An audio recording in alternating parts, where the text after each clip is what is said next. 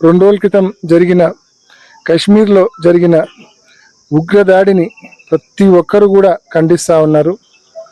ముఖ్యంగా అత్యంత హృదయ విదారకమైన పరిస్థితి. ఆ ఫోటోలు ఆ వీడియోలు చూసినప్పుడు ఎంత కిరాతకంగా వాళ్ళు అక్కడికి వెళ్ళిన టూరిస్టులను హతమార్చారనేది చూసినప్పుడు ప్రతి ఒక్కరిలో కూడా ఒక తెలియని ఉద్వేగం వస్తున్న పరిస్థితి.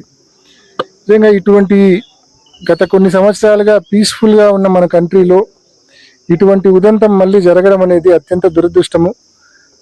ఈ ఉగ్రవాదులు ఎవరైనా సరే తప్పకుండా ఇప్పటికే కేంద్ర ప్రభుత్వం సీరియస్గా రెస్పాండ్ కావాల్సిన పద్ధతిలో అవుతా ఉంది.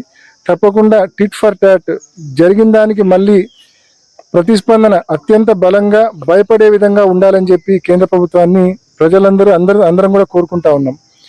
ముఖ్యంగా ఇప్పుడిప్పుడే కాశ్మీర్ అనేది ఇప్పుడిప్పుడే గడిచిన కొన్నేళ్లుగా టూరిజం బాగా ఇంప్రూవ్ అవుతా ఉంది. ఈ మధ్యకాలంలో చాలా మంది అబ్రాడ్ పోవడంలా ఎక్కువ కాశ్మీర్ పోతున్నారు. కాశ్మీర్నే ఒక రకంగా మినీ స్విట్జర్లాండ్గా చూస్తూ ఉన్న పరిస్థితి. అంటే అంత అద్భుతమైన సీనిక్ ప్లేస్ కాశ్మీర్. విపరీతంగా టూరిస్టులు ఈ మధ్యకాలంలో మన దేశంలో ఉండేవాళ్ళు, బయట దేశాల్లో ఉండేవాళ్ళు కూడా కాశ్మీర్కి వస్తూ ఉన్నారు.